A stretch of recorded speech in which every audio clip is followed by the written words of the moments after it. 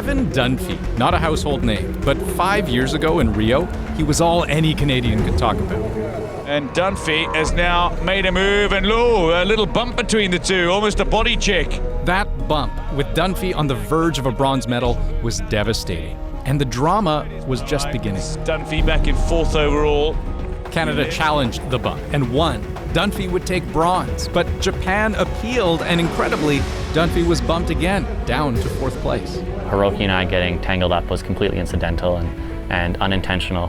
He could have kept fighting, but it wasn't how he wanted to win. And besides, there are entirely new battles to fight today, in a sport perpetually in search of the respect it deserves. So, we sat down to talk about what it takes to be the best and why Tokyo may present the toughest challenge yet in keeping Dunphy's race-walking dream alive.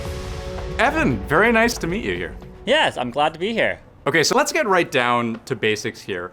Race walking. I feel like this must be one of the most underappreciated Olympic sports, mostly because people don't really have a grasp of what's involved and why it's impressive. So can you give me the essence of race walking? For sure. I like to describe race walking simply as running with rules. We go incredibly long distances. We go further than a marathon, so 50K is 8 kilometers further than a marathon, and we have to do that while maintaining this technique and these rules. Rules like you have to be walking at all times. There are specifics, right down to how straight your leading leg has to be, and of course, 1 foot on the ground at all times, but it's no less grueling. I can get my heart rate up to 195 beats a minute through race walking, so you can still work just as hard. Just because you're confined by the technical requirements, you go a little bit slower than you would if you were just running. It would be tempting to think of race walking as mainly a solo sport, but I think a lot of people would be surprised to know just how much interplay there is between athletes.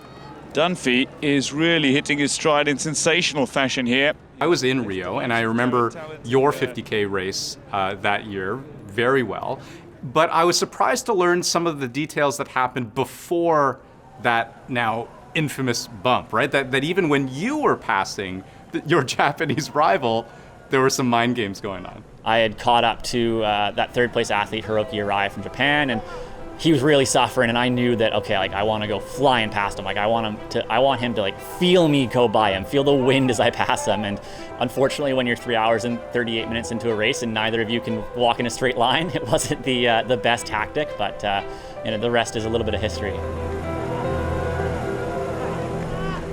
So speaking of learning from that history, tactically, when you look back at that, is there anything instructive about that moment?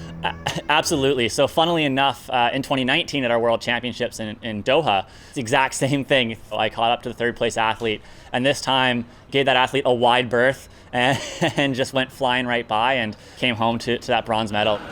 Bronze medalist representing Canada, Evan Dunphy.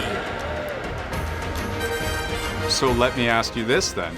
What should we, as Canadians, expect from you, Evan Dunphy, in Tokyo? Well, I guess in Sapporo, I'd hope that Canadians would expect to see me leave it all on the line. That distinction is an important one. Dunphy's race will be nowhere near Tokyo. It's been moved about 8 hours north by train to cooler weather. And that's something that kind of ticks you off, right? Yeah, my correction was mostly tongue-in-cheek because it is something that bugs me. Having my event be taken away from Tokyo, where it's the citizens of Tokyo who are paying billions and billions of dollars for this thing. Having these 5 events, the 3 race walks and the 2 marathons moved 800 kilometers north, where they can't be a part of that, it really ticks me off. The nature of this pandemic dramatically changes the equation no matter how you look at it.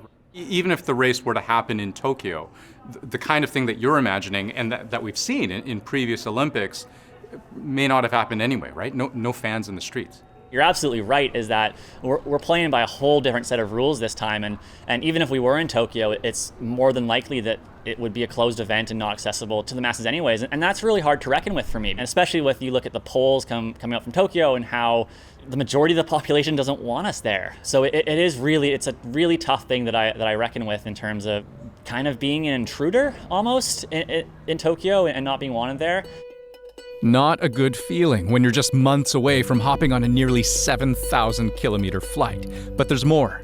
The IOC has decided this will be the last we see of Dunphy's best event, the 50K.